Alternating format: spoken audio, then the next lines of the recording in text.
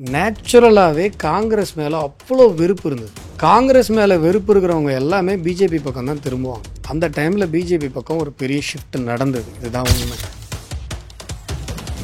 2004 2009 வரைக்கும் core PMK person. அஸ்வத்தாமன்னா லா காலேஜில் PMK person. இன்னும் சொல்ல போனால் 1 year பாலிடிக்ஸ் பண்ணிட்டு இருந்த ஒரு மனிதர் தான் நான். உன் உடம்புல தமிழ் ரத்தம் ஓடுனா உனக்கு காங்கிரஸ் பிடிக்கக்கூடாது. காங்கிரஸோடு கை கோர்த்து தமிழர்களுக்கு துரோகம் செய்த திமுகவையும் பிடிக்கக்கூடாது. காங்கிரஸ் நேரடி எதிரி. சவுத் சென்னையில் கோடி பிடிச்சி ரோடாக போயிடும். நான் அப்படியே ஏசி ரூமில் உட்காந்து பவுடர் கலையாமல் வேலை செஞ்செல்லாம் கிடையாது. எல்ஜிக்கு எல்லா பக்கமும் போயிருக்கும். நிறைய வாட்டி அது வேண்டாம்னு நினைக்கிறீங்களே. பதவியும் பவரும் இல்லாமல் மக்களுக்கு ஹெல்ப் பண்ண முடியும்னு நினைக்கிறீங்க பொலிட்டிஷியனாக?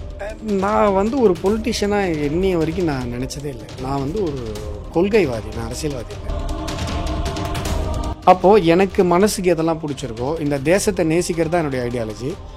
அதுக்கு நான் என்னென்னலாம் செய்ய முடியுமோ, என்னென்ன ரோல் எனக்கு இருக்கோ எல்லாத்துலேயும் நான் பண்ணிகிட்டே இருக்கேன்.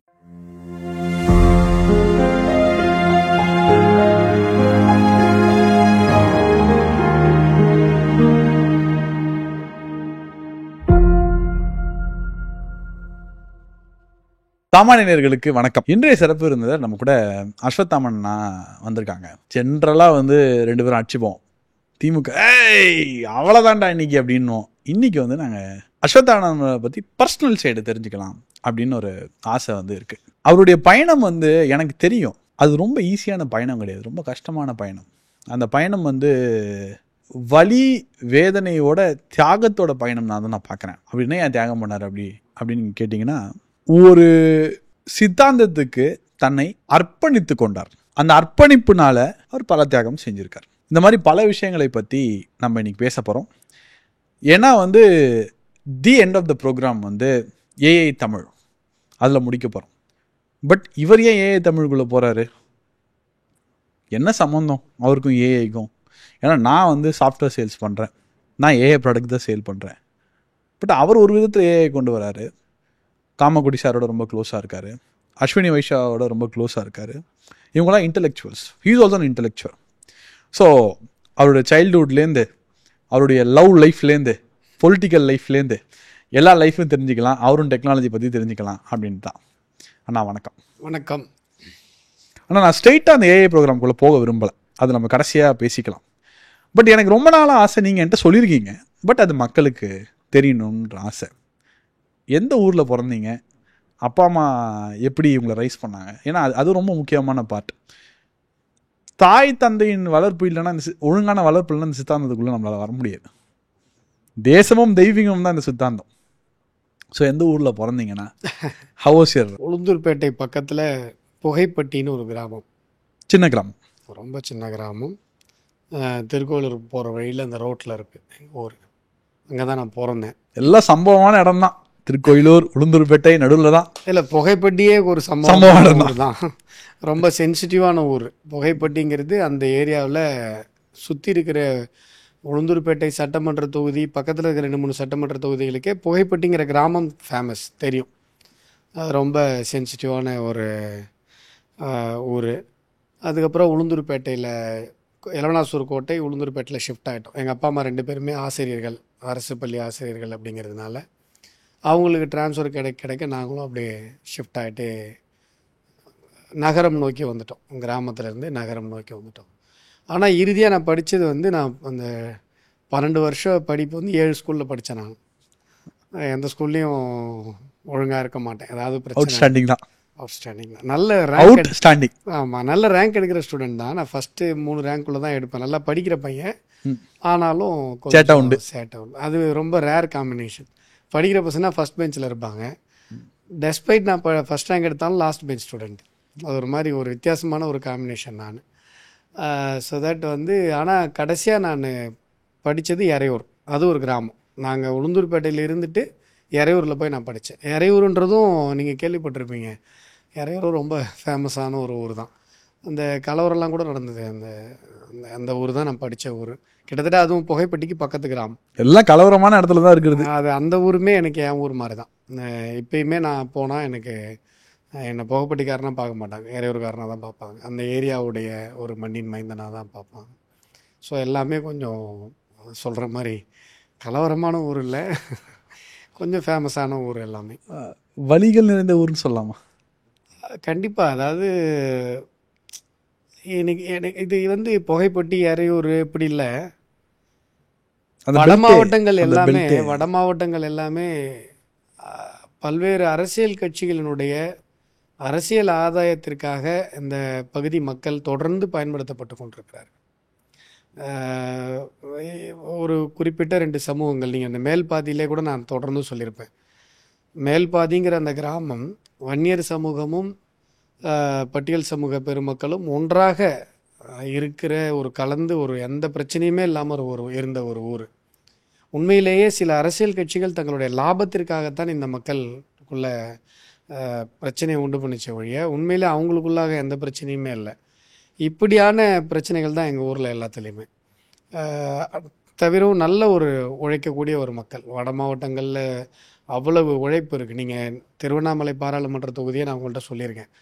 அவ்வளவு உழைக்க தயாராக உழைத்து கொண்டிருக்கிற ஒரு மக்கள். வேலைவாய்ப்பு கிடையாது. எல்லாமே ஒன்றும் பெங்களூர் ஓடணும், இல்லைனா மெட்ராஸ் வரணும், இல்லை கோயம்புத்தூர் போகணும், திருப்பூர் போகணும். இப்படித்தான் அங்கே வந்து சூழ்நிலை இருக்கிறது.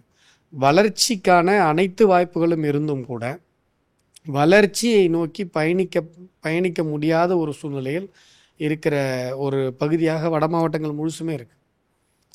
அப்படிப்பட்ட ஒரு பகுதி தான் எங்களுடைய பகுதி. நீங்கள் வந்து பார்த்தீங்கன்னா இங்கே வளர்ச்சிக்காக ஏதேனும் ஒரு திட்டங்கள் வருதுன்னா, இப்போ ராணிப்பேட்டையெல்லாம் பார்த்தீங்கன்னா இந்த குரோமியம் ஃபேக்ட்ரியிலேருந்து இப்போ வரைக்கும் அந்த குரோமிய கழிவுகள் அகற்றப்படவே இல்லை. இன்னும் அங்கே கேன்சர் அதிகமாகவே இருந்துகிட்டு இருக்குது. இப்போ அங்கே ஒரே ஒரு ஊராட்சி நல்லா இருக்குது. இப்போ அங்கே தான் தோல் பதனிடும் ஃபேக்ட்ரி கொண்டு வரணும்னு சொல்லி இப்போ இருக்கிற அரசு அடம் பிடிக்குது. நீங்கள் கடலூரில் கேப்பர் மலையில் உங்களுக்கு தெரியும், நான் போராடி இப்போது தடுத்து நிறுத்தி வச்சுருக்கேன். அந்த தோல் தொழிற்சாலை வரக்கூடாது. ஏன்னா கெடில மாசுபட்டுரும் அந்த பகுதியினுடைய. அது வந்து ஒரு என்ன சொல்கிறது, இயற்கையாக அமைந்த ரீசார்ஜ் வெல், மழை நீருக்கு சேகரிப்பு பகுதி. அது கிராவல் மண். அந்த பகுதியில் தான் அழிச்சிட்டு தான் இவங்க வந்து தோல் பதனிடும் தொழிற்சாலை கொண்டு வரணும்னு அடம்பிடிக்கிறாங்க. அதை நம்ம வந்து இப்போது எப்படியோ தடுத்து நிப்பாட்டி வச்சிட்ருக்கோம். நீங்கள் பர்சனலாக பேசணும்னு நினச்சிங்க, மறுபடியும் நான் இல்லை அப்படி கிடையாது. பப்ளிக் லைஃப் இல்லைண்ணா, personal impacts only will bring you to public. நான் அதை பர்சனலாக எப்போவுமே நினைப்பேன். என்ன படிச்சிங்க, என்ன டிகிரி, ஆஸ் எ டிகிரி என்ன முடிச்சிங்க இனிஷியலாக? அந்த எஜுகேஷன் நீங்கள் இது பண்ணிட்டீங்கன்னா அப்புறம் அடுத்த லைஃப். இப்போ வரைக்கும் ஒரே டிகிரி தான், BABL, சென்னை டாக்டர் அம்பேத்கர் லா காலேஜ். 2ஆம் வகுப்பு. பட் அம்பேத்கர் லா காலேஜில் சீட் கிடைக்குது ஜென்ரலாக கஷ்டம். அப்போ வந்து எனக்கு ஓப்பன் கோட்டாவில் கிடைச்சிது. நான் தான் படிக்கிற பையன் சொன்னேனே. இல்லை, நான் திரும்பி நான் ஜஸ்டிஃபை பண்ணல. ஃபர்ஸ்ட் டே கவுன்சிலிங்லே எனக்கு சீட்டு கிடைச்சிருச்சு. ஓப்பன் கோட்டாவில் கிடைச்சிது. என்னுடைய MBC கோட்டா கூட நான் அவைல் பண்ணிக்கல, ஓப்பன் கோட்டாவிலே கிடைச்சிது. அதே போல் கவுன்சிலிங்கில் சென்னை காலேஜ் கிடைக்காது அஸ்யூசே. ஏன்னா எல்லாருடைய டிமாண்டும் சென்னை காலேஜ் தான் இருக்கும். நான் நீங்கள் சொன்னால் நம்புவீங்களான்னு தெரியாது, நான் 2ஆம் கிளாஸில் முடிவு பண்ண அட்வொகேட் ஆகணும் அப்படின்னு சொல்லி. அது ஏன் எதனாலலாம் தெரியாது. காரணத்தோட ரீசனிங்கோட யோசிக்கிற வயசுலாம் இல்லைல்ல.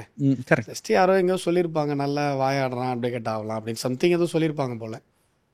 செகண்ட் ஸ்டாண்டர்ட்லேயே முடிவாயிடுச்சு நான் அட்வொகேட் தான் அப்படின்னு சொல்லி. அதே போல் எனக்கு நான் 2ஆம் கிளாஸ் படிக்கும்போது எங்கள் அண்ணன் வந்து என்னோட 4 வயசு பெரியவன், 6ஆம் கிளாஸ். அவனும் இன்ஜினியர்னு அப்பயே நாங்கள் முடிவு பண்ணிட்டோம். எங்கள் ஃபேமிலியில் வீட்டில் ஒரு இன்ஜினியர், ஒரு அட்வொகேட், பாப்பா வந்து டீச்சர், தங்கச்சி ஒன்று இருக்கு. தங்கச்சி மேலே ஒரு தனி பாசம் இருக்குன்னு நினைக்கிறேன் நான். ஏன்னா எப்போவுமே தங்கச்சி பத்தி பேசினா ஒரு இப்ப கூட உங்க கண்ணில் லைட்டா ஒரு எமோஷன். 10 வயசு சின்ன பொண்ணு, குட்டி பொண்ணுனால likely to be my daughter. வளரும் போதே வந்து இந்த அஸ்யூஷுவல் அண்ணன் தங்கச்சி அடிச்சுக்கிறது அப்படிலாம் இருக்கவே இருக்காது. அவங்க மோஸ்ட்லி நான் தான் அவங்கள ரைஸ் பண்ணீங்க அளவுக்கு. இப்போ கூட எனக்கு 2 பசங்க, பொண்ணு இல்லை அப்படின்னு எனக்கு ஒரு ஃபீல் வராது. அவங்க தான் உங்க ஃபர்ஸ்ட்.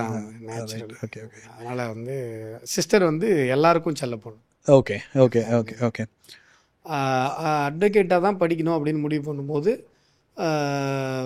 நேச்சுரலி மெட்ராஸ் லா காலேஜில் நீங்கள் வந்து படிக்கிறீங்க அப்படின்னு சொன்னால், இப்போ மெட்ராஸ் லா காலேஜ் மெட்ராஸில் இல்லை. கரெக்ட். மெட்ராஸ் சென்னைக்கு மிக அருகாமையில் இருக்கு. 2 பக்கமாக பிரிஞ்சிருச்சு. அது அவங்க 2 அருகாமையில் இருக்கு. ஆமாம், 2 அருகாமையில். கரெக்ட்.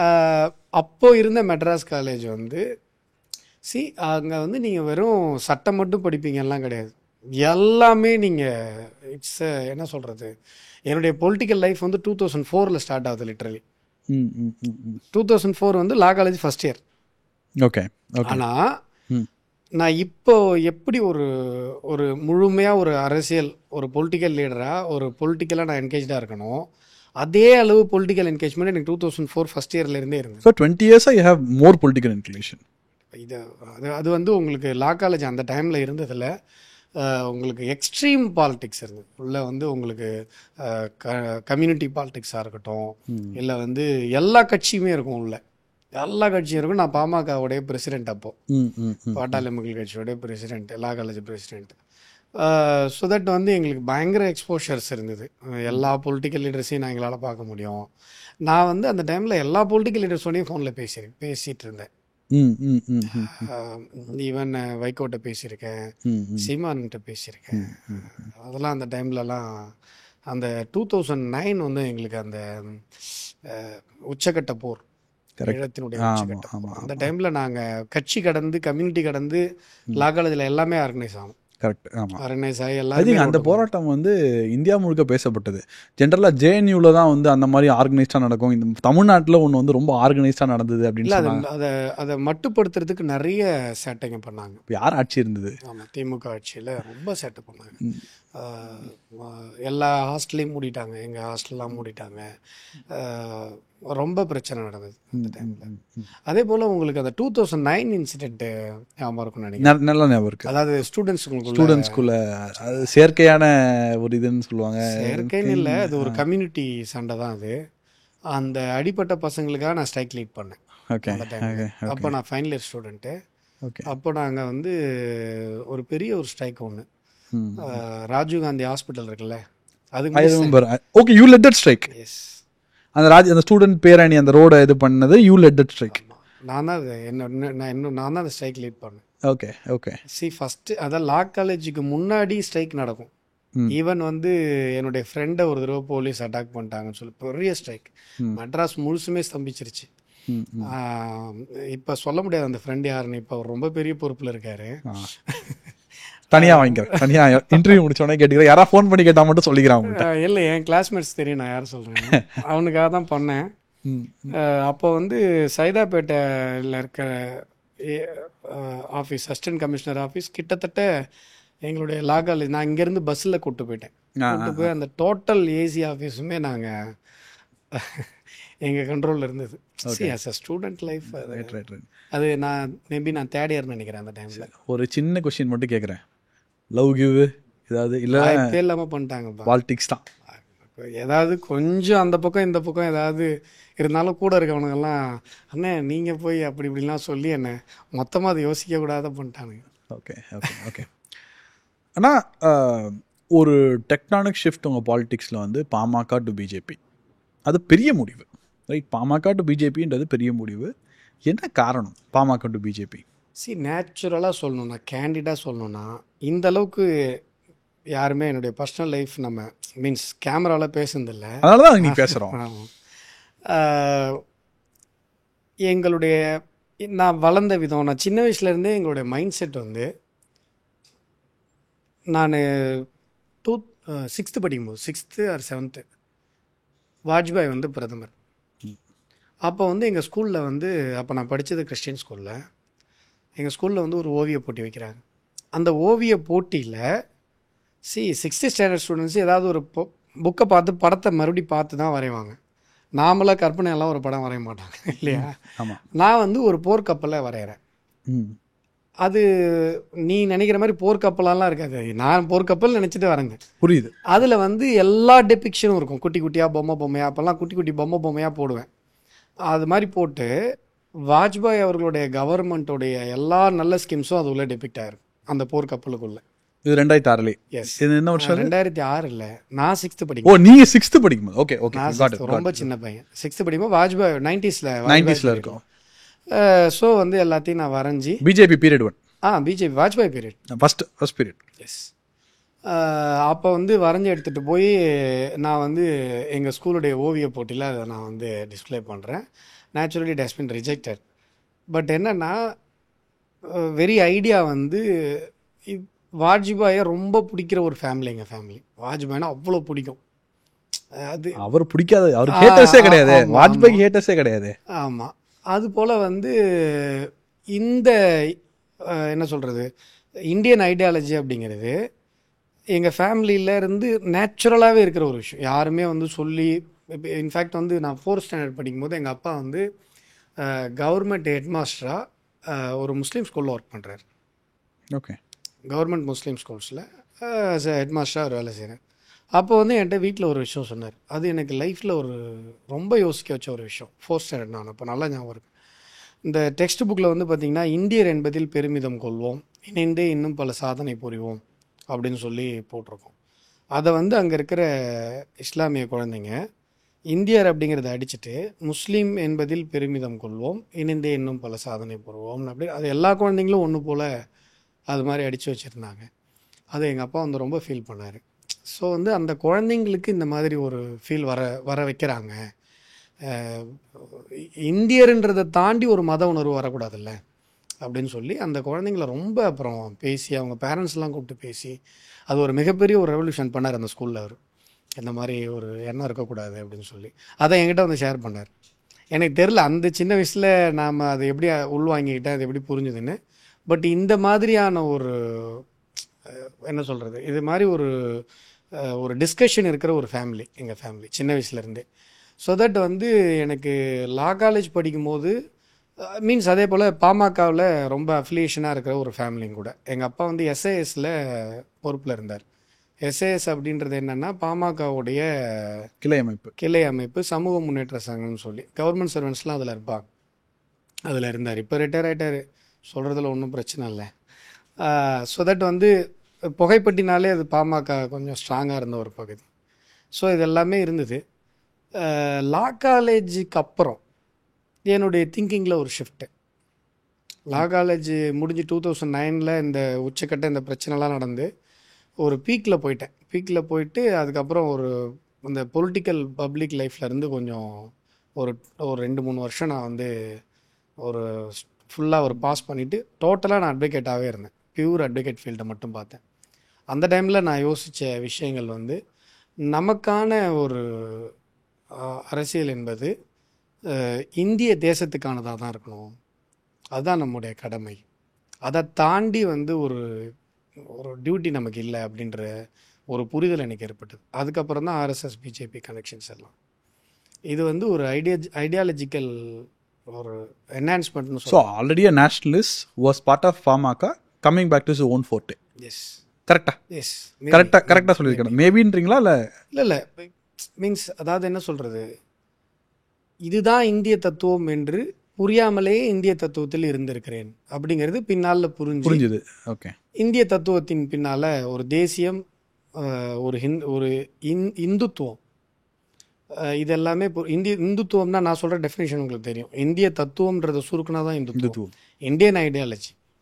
இது எல்லாமே வந்து இதுதான் நம்முடைய ஒரு புரிதல் அப்படின்னு. Core value. இன்னொரு ரீசனும் இருக்குது இதில். இந்த ஷிஃப்ட்டுக்கு இன்னொரு ரீசன், இப்போ இதை நான் சொல்லும் போது உங்களுக்கு ஈஸியாக கனெக்ட் ஆகிடும், இவன் எங்கேருந்து போய் எப்படி வந்திருப்பான் அப்படின்னு சொல்லி. 2004 2009 வரைக்கும் கோர் பாமக பர்சன் அஸ்வத்தாமன்னா லா காலேஜில் வந்து பாமக பர்சன். இன்னும் சொல்ல போனால் 1 year பாலிடிக்ஸ் பண்ணிட்டு இருந்த ஒரு மனிதர் தான் நான். மீன்ஸ் எங்கள் பசங்க அது இந்த கம்யூனிட்டி ஜூனியர்னால் போய் அவனை பாரு அப்படின்னு சொல்லக்கூடிய அளவுக்கு அப்படி தான் இருந்தது law college. It is not as if இதை வந்து ஒரு பெரிய ஒரு இதுவாகவோ இல்லை நெகட்டிவாக பாசிட்டிவாக நான் சொல்ல, என்ன நடந்ததோ அதை அப்படியே சொல்கிறேன். 2009 அந்த உச்சக்கட்ட போர், அந்த டைமில் லா காலேஜில் என்னுடைய கான்டெம்பரரி எல்லாருக்குமே நம்ம என்ன அரசியல் பண்ணுறோன்னே புரியாத அளவுக்கு எங்களுக்கெல்லாம் ஒரு முகத்தில் அரைஞ்ச மாதிரி இருந்தது. நாம் வந்து ஒரு கம்யூனிட்டி அரசியல் பண்ணுறோமா, இல்லை வந்து ஒரு கட்சிக்கு அரசியல் பண்ணுறோமா, நம்ம மாணவர்கள் எதை நோக்கி போகிறோம் அப்படின்னு சொல்லி ரொம்ப யோசிக்க வச்சுது. ஒரு தீக்குளிச்சா இருந்தார்ல முத்துக்குமரன், அதெல்லாமே நான் அப்போ பெரம்பூரில் தான் இருந்தேன். அது எல்லாமே எங்களை ரொம்ப டிஸ்டர்ப் பண்ணிச்சு. அந்த டைமில் வந்து நேச்சுரலாகவே காங்கிரஸ் மேலே அவ்வளோ வெறுப்பு இருந்தது. காங்கிரஸ் மேலே வெறுப்பு இருக்கிறவங்க எல்லாமே பிஜேபி பக்கம் தான் திரும்புவாங்க. அந்த டைமில் பிஜேபி பக்கம் ஒரு பெரிய ஷிஃப்ட் நடந்தது, இதுதான் உண்மை. ஆனால் அதை மடைமாற்றுவதற்கு நிறைய பேர் இங்கே வந்து தமிழகத்தில் உருவாக்கப்பட்டார். உருவாக்கி காங்கிரஸ் மேலே இருந்த, அதாவது தமிழர்கள் ரைஸ் ஆஃப் மீடியா அப்படின்றது அந்த 2009 தான் பிளாட் ஆகுது. அதில் தான் பிளாட் ஆச்சு. அதில் தான் நிறைய பேரை பிளான்ட் பண்ணாங்க.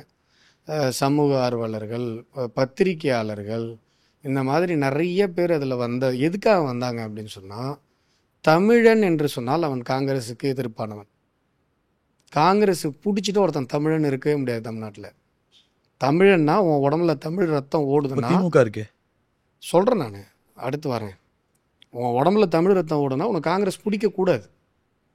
காங்கிரஸோடு கைகோர்த்து தமிழர்களுக்கு துரோகம் செய்த திமுகவையும் பிடிக்கக்கூடாது. காங்கிரஸ் நேரடி எதிரி.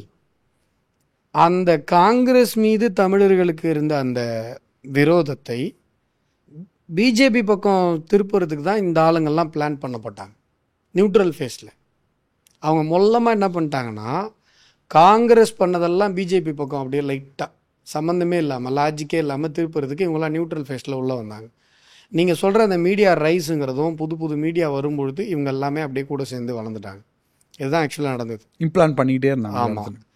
நான் பேசிக்காகவே நேஷ்னலிஸ்ட் மைண்டில் ஒரு ஃபேமிலியை சார்ந்தவன். இந்த ஈழத்தமிழர் விஷயத்தில் காங்கிரஸ் மீது எனக்கு ஏற்பட்ட அந்த வெறுப்பு அடுத்த ஒரு வருடம் 2 வருடம் என்னை அரசியலிலிருந்து முழுமையாக வெளியே தள்ளி யோசிக்க வச்சு, முழுமையாக எனக்கென்று ஒரு சித்தாந்தத்தை நானே எனக்காக உருவாக்கி கொண்டு, என்னுடைய சித்தாந்தம் எந்த கட்சி பேசுகிறதோ அந்த கட்சிக்கு நான் ஷிஃப்ட் ஆகிறேன். இதுதான் நடந்தது. இந்த ஈழத்தமிழரில் அந்த 2009 உச்சக்கட்ட போர் ஒரு மிகப்பெரிய ஒரு யோசனையை கொண்டு வந்தது. எனக்கு மட்டும் இல்லை, என் கூட படித்த என்னுடைய காண்டெம்பரரி எல்லாருமே ஒரு பக்கம் அந்த 2009க்கு அப்புறம் எங்கள் டீமில் எல்லாருமே, அதுக்கு முன்னாடி நாங்கள் யோசித்த விதம் வேறு, அதுக்கப்புறம் நாங்கள் யோசித்த விதம் வேறு. அது ஒரு மிகப்பெரிய ஒரு டிஸ்டர்பன்ஸ் தான் எங்களுக்கு. அது இன்றைக்குமே அது பெரிய வடு தானே. அது என்ன ஆச்சுன்னா, காங்கிரஸ் மீண்டும் உள்ளே இருக்கிற ஒரு நேஷ்னலிஸ்ட் மனநிலை, நேச்சுரலாக பிஜேபி. இதுதான் நடந்தது. பிஜேபியில் முதல் நாள் சேர்றீங்க, யார் தலைமையில் சேர்றீங்க? 2012. யார் தலைமையில் சேர்றீங்க? அதுக்கு முதல் நாள் நைட் என்ன யோசிச்சிங்க? நான் அதெல்லாம் முந்தின நாள் இந்த நாள்லாம் இல்லை. நான் 6 மாதமாக சேரணும் ட்ரை பண்ணிட்டு இருக்கேன். Okay. Oh, it's not like one day. எனக்கு இப்போ பிஜேபின்றது எப்படி சொல்கிறது, ரொம்ப நாள் மனசுக்குள்ளே இருந்த ஒரு காதல் வெளிப்பட்ட மாதிரி தான் அது it's not new to me. நான் தான் சொல்கிறேன், 6th ஸ்டாண்டர்ட் படிக்கும் போதே வாஜ்பாயோடைய போர்க்கப்பலை வரைஞ்சி காட்டின ஒரு மாணவன் தான் நான். எங்கள் ஃபேமிலியே அப்படி தான். பிஜேபி ஆதரவு மனநிலை கொண்ட ஒரு ஃபேமிலி தான். டோட்டல் ஃபேமிலியுமே மீன்ஸ் என்னுடைய நியூக்ளியர் ஃபேமிலி இல்லாமல் ஒட்டுமொத்த சொந்த பந்தங்களுமே அப்படி தான். ஸோ அது ஒரு நேச்சுரல் ஆப்ஷனாக தான் இருந்தது. 6 மாதம் ட்ரை பண்ணுறேன், எனக்கு அக்சஸ் கிடைக்கல. எங்கே போய் பார்க்குறது, யாரை போய் பார்க்குறது அப்படின்னு சொல்லிட்டு என் கூட ஒரு 68 ப்ளஸ் ஒரு 78-88 அட்வொகேட்ஸ் என் கூட ஜாயின் பண்ணாங்க. ஃபஸ்ட்டு ஜாயின் பண்ணும்போது ஃபஸ்ட்டு ஓகே. நான் ஜாயின் பண்ணும்போதே ஜெய்ஜாண்டிக்காக தான் ஜாயின் பண்ணேன். ஏன்னா 2012 நீங்கள் ஒரு 78 பேர் நீங்கள் நார்மலாக யாரையா கூட்டு வந்துடலாம், அட்வொகேட்ஸ் கூட்டு வர முடியாது. கரெக்ட். ஏன்னா அட்வொகேட்ஸ் யாருமே ஒரு அட்வொகேட் இன்னொரு அட்வொகேட்டெல்லாம் லீடராக ஏற்றுக்க மாட்டாங்க. அட்வொகேட்ஸ் எல்லாருமே லீடர்ஸ் தான். பட் எனக்கு என் பின்னாடி அவ்வளோ ஃபாலோவர்ஸ் இருந்தாங்க. அவங்க எல்லாருமே என் கூட வந்தாங்க. அது ஒரு குரூப்பாக நாங்கள் சேரணும் அப்படின்னு சொல்லி யாரை போய் பார்க்குறதுன்னு அப்படியே அலைஞ்சிட்டு இருக்கோம். சேட்டர்டாக எங்கே போகலாம் அப்படின்னு சொல்லி நான் அவங்களுக்கு பிரச்சனை இல்லை, நான் எங்கே கூட்டாலும் வந்துடுவாங்க, அந்த மாதிரி ஒரு டீம். அப்போ மோகன் ராஜுலு அப்போ ஆர்கனைசேஷன் ஜெனரல் செக்ரட்டரி, அவருடைய அக்சஸ் எனக்கு கிடைக்கிது சம்ஹவ். எங்கே ஒரு இடத்துல யார்ட்டையோ பேசணும். அப்புறம் நான் அவர்கிட்ட போய் மீட் பண்ணி, ஜி இந்த மாதிரி நாங்கள் ஜிலாம் இப்போ இல்லை, ஐயா நாங்கள் இந்த மாதிரி சேர போகிறோம் அப்படின்னு சொல்லிட்டு. அப்புறமா அவர் எத்தனை அட்வொகேட் வருவாங்க, ஒரு 80-100 அட்வொகேட் வருவாங்க, லிஸ்ட்டு கொடுக்க முடியுமா? நான் உடனே லிஸ்ட்டு கொடுத்துட்டேன், இதெல்லாம் list. He was very happy. அப்புறம் பொன்னார்கிட்ட கூப்பிட்டு போனாங்க. பொன்னார் தான் இப்போ தலைவர். ஓகே. பொன்னார் ரொம்ப சந்தோஷப்பட்டார். அப்போ இவ்வளோ அட்வொகேட் வரீங்களா, வெரி குட் அப்படின்னு சொல்லிட்டு. அப்புறம் கமலாலயத்தில் இணைப்பு விழா ப்ரெஸ்ஸில் ஓப்பனாக பொன்னார் அனௌன்ஸ் பண்ணார்.